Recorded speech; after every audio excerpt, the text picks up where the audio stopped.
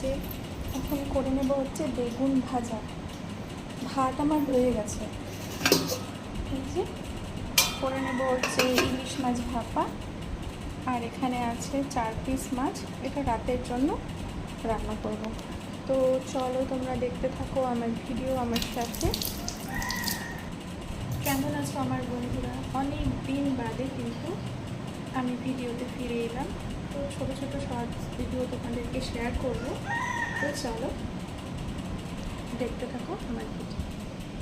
যে বেগুন ভাজাটা করা আমার হয়ে গেছে, বেগুন ভাজা করা আমার হয়ে গেছে। কীভাবে কেমনভাবে রান্না করছি সেটা তোমাদের নাইবে আজকে শেয়ার করলাম।